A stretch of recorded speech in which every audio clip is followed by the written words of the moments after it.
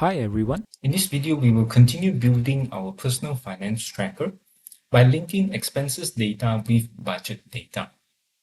By the end of this video, we will answer two questions. The first is how much budget is left for each category at any given month. And the second, what percentage of the budget has been used. We'll begin by adding a new page. In this new page, we'll bring in a blank matrix visual. For the rows field well, we'll use the levels from Duke's budget table. It's important that the data comes from Duke's budget table, at least just for the levels. That's because Duke's budget level is always complete. Whether or not it is used in Duke's expenses table, that's another story. For the columns, we'll use the date hierarchies year and month. For the values, we'll bring in budget from the Duke's budget, and for Duke's expenses table, we'll first rename the value column to expenses. We then bring it into the values field well. We'll also rename the sum of budget to just budget and the sum of expenses to just expenses. Let's expand our matrix and drill down the column header to show both year and month. Make sure to select columns for your drill on. We also want to filter to only 2025 data. Let's do that by using a slicer visual. Make sure to click away from your matrix visual and click on this icon. In it, we'll bring in the year from the date hierarchy. We'll head over to the format options and change the slicer setting styles to drop down. Let's reduce the width and height and move it to the left side of our page. Next, we'll select 2025 from the drop down. Matrix visual to be directly below the slicer. Now, I see data for both my budget and expenses column. The expenses value changes across the different months, but it does not change across the different categories. That's because the expenses column is not responding to Duke's budget level columns. The data is coming from two different tables. We need a relationship between them. Let's head over to our model view. In the model view, I see that there is relationship between calendar and Duke's expenses table, and between calendar and Duke's budget table. But there is a missing relationship from Duke's budget to Duke's expenses. To add this new relationship, we first need a new join key column, the combination of level 1 to level 4. If we only establish one relationship between one of the levels, it would cause the issue that we saw just now to repeat itself when we filter past level 1. To add the new join key column, let's head over to our Power Query editor by clicking on the Transform Data in the Home tab.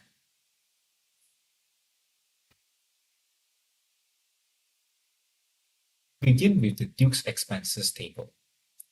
Select the four columns, level 1, 2, 3, and 4. You can select multiple columns by holding Ctrl. Once you have selected all four of them, head over to Add Column and choose the option Merge Columns. In the settings, we'll change the separator to Custom and specify a dash. The new column name will be Join Key.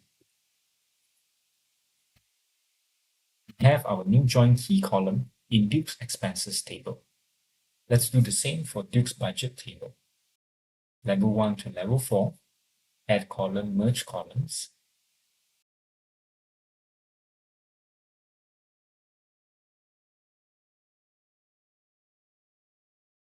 Let's close and load data.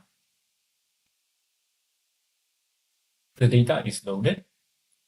Establish a relationship between the joint key columns. Press Save. Notice the line here is dotted. It indicates this relationship is inactive. A solid line indicates an active relationship. The reason why the newly established relationship is inactive is because activating it would yield an error. Let's find out more about this error. Select your dotted line and in your Properties pane, toggle on Make this relationship active. Make sure to click on Apply Changes. It would then yield the error there are ambiguous paths between Duke's expenses and Duke's budget table. Let's visualize this error. Notice first these arrows. A double-sided arrow indicates a cross-filter direction of both. A single arrow indicates a cross-filter direction of single. The direction of the arrow is also important. Since it goes to the left, it means the calendar will filter Duke's expenses. But without an arrow pointing back to the calendar table, Duke's expenses cannot filter calendar table. You can also find out about the cross-filter direction by selecting the relationship and head over to your Properties pane. Here it would specify the direction. Since we have a double-sided arrow, meaning a both cross-filter direction, for Duke's budget to calendar, Duke's budget can travel to calendar with a value and filter it. That value or filter will then be applied to Duke's expenses table because of this relationship. If we enable the inactive relationship again, the same set of value from Duke's budget that filtered calendar and Duke's expenses will again filter Duke's budget table. This forms a loop. The same value from the same table travels across different table back to itself. It creates an ambiguous path. Let's remove this loop by first editing this calendar to Duke's budget table's relationship. Select it and change the cross-filter direction to single calendar filters Duke's budget table. Apply the changes and we'll select the inactivated relationship. For the cross-filter direction, we'll select Duke's budget filters Duke's expenses. Make sure to also toggle on Make this relationship active and apply changes. Now, Duke's budget cannot filter calendar table. Calendar table can filter Duke's budget and Duke's expenses, but there is no way for the third relationship here to filter back to calendar, or for Duke's budget, it can filter Duke's expenses, but not calendar. But Duke's expenses cannot filter back to Duke's budget. However you look at the relationship, it would not form a loop. In this way, we remove the ambiguous path error, and coming back to our report view, I see now for my expenses column, not only is it changing across the different months, it is also changing across the different categories. Let's add two more detailed tables so that we can better understand our budget and expenses data. Make sure to click away from your matrix visual at any blank spaces and click on a table visual. We'll bring in Duke's budget level 1, 2, 3, and 4 along with the budget column. I'm going to reduce the width, click away from that table, and again add a blank table, this time with Duke's expenses data. Let's move it around a bit. Now, if I click on any of the cell, say the asset 1884.62 for January 2025, it would filter to that particular category and month. Let's add the date column in our expenses table as well so that we can see that it is indeed just January. Okay, recall earlier we wanted to answer two questions. The first is how much budget is left for each category in any given month, followed by how much of the budget has been used in percentage. Let's first answer how much budget is left. Right-click on your Duke's budget and choose New Measure. We'll call this new measure Leftover Budget. It would be the sum of budget minus the sum of expenses. To quickly complete your DAX or your column reference, you can use tab. Notice the IntelliSense suggestion that we can navigate using up and down. If I only type S, I can still find sum all the way at the end of the selection. Then I can press tab to quickly complete my DAX formula. For the column reference, I'll just type EXP and immediately I can choose the expenses column, press tab to complete it, and close the sum DAX formula with a closing bracket. Using autocomplete prevents any sort of spelling error. Let's press enter and bring in this measure to our matrix show. Let's quickly check if this negative 1,576.27 is a correct calculation. My calculator, 308.35 minus 1884.62, it is indeed the correct amount. Let's rename this leftover budget to just leftover and proceed to answer the second question of utilization percentage. Right-click again on your Duke's budget table and choose New Measure.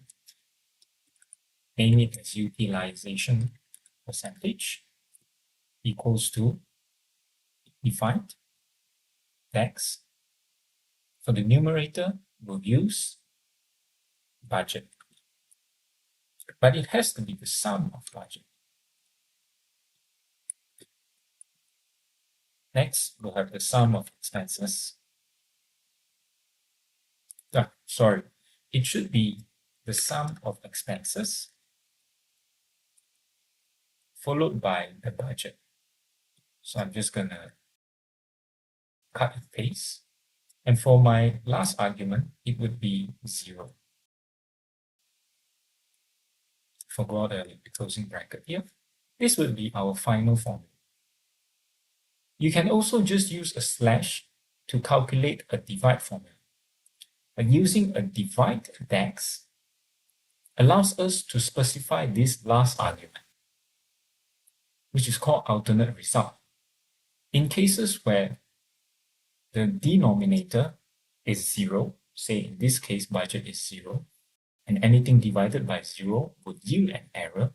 If that error is yielded, the alternate result would show instead. So this prevents any sort of error text showing up in your visual. Let's bring in this measure after we commit it by pressing enter. Now I see the values, but it is in decimal number. Let's change this to percentage type by selecting your measure, head over to Measure Tools, and click on this percentage symbol. We can also edit the decimal place of our percentage. At this field, I'm going to change it to 0. Now, I can see my utilization percentage across the different months. Let's highlight any of them that is above 100%, meaning that Duke has spent past its allocated budget for that month and that category. In your visualization pane, right-click on Utilization, hover Conditional Formatting, Background Color. The format style will choose Rules, and it would always be based on the field that you just selected. If utilization percentage is above one number, meaning 100%, and less than, we just delete this zero to auto get the max number, meaning that if it is above 100% and regardless of how high that number may be, we are going to change it to red color. Anything above 100% is now painted red for its background color. But the black font color contrasts poorly against the red background. Let's change it to white. Instead of the background color conditional formatting, we'll select font color and repeat the exact same steps for the rules. One number, less than, delete the zero for max number, and the color will change it to white. Now anything above 100% is formatted not only for the background color but also the font color.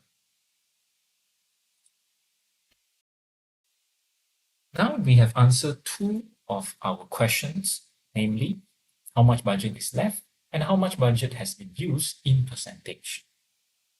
Let's find out which category did Duke overspend the most in the year 2025. I'm going to expand my matrix and scroll all the way to the right. I see two column subtotal. One is for the month and the other is for the year in my columns view. But I only need the year. Click on the format options, head over to column subtotals, enable per column level, and choose month for your column level. We'll toggle off show subtotal. Okay.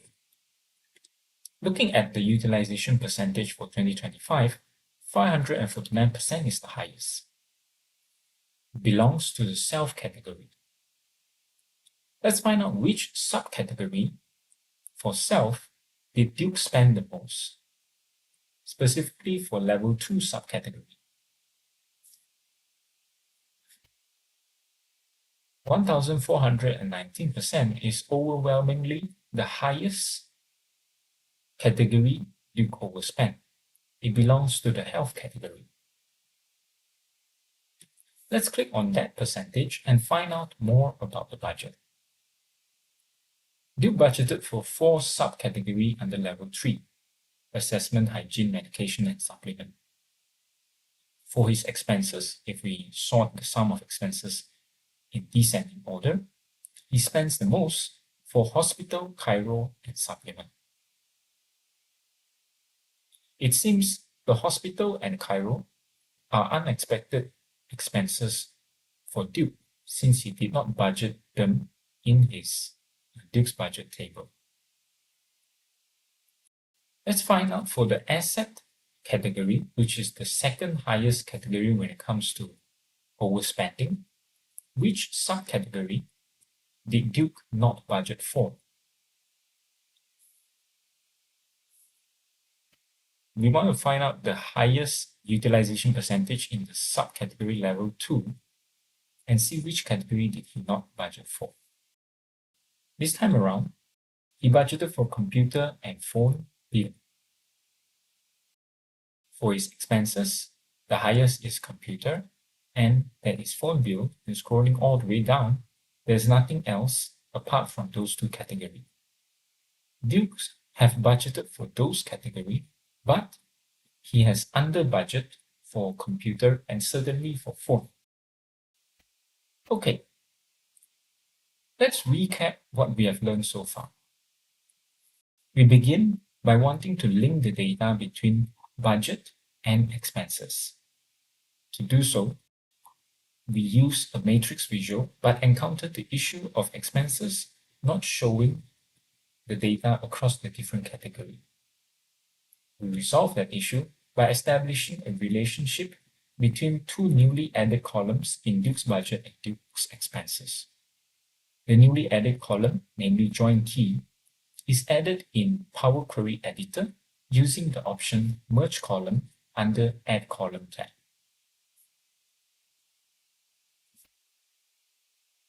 When we first established the relationship, we ran into the error of ambiguous path. Our previous configuration for the relationship would see the values of Duke's budget traveling into calendar, filtering it, and that filter will also travel to Duke's budget and again traveling back to Duke's budget. It creates a loop, hence an ambiguous path error. We resolve that error by editing the cross-filter direction of these three relationships. We can do so by selecting that relationship and changing the cross-filter direction here. Make sure to always apply changes to commit those changes. Once we have resolved the ambiguous path error, coming back to the report view, we added two new measures that answer separate questions. Leftover answers how much budget is left for a given category at a given month, and the utilization percentage is in percentage how much of the budget has been used. If it is above 100%, Duke have overspent his budget. We highlighted those above 100% category by using conditional formatting, both background color and font color. We use the format style of groups. Next, we added two detailed tables so we can better explore Duke's data. We found out through the column subtotals which category did Duke overspend the most for the year 2025. We also expanded down to level 2 for the category to find out which is the highest utilization percentage or overspent, and had a look if Duke budgeted for that particular category, which he did not budget for, or some he significantly overspent. Based on this data, Duke can then make a decision to either reduce his expenses for the coming year 2026, or he'll have to change his budget for 2026 to better manage his finances. Okay, that's all for this video of linking expenses with budget data. Thanks for watching. Bye-bye.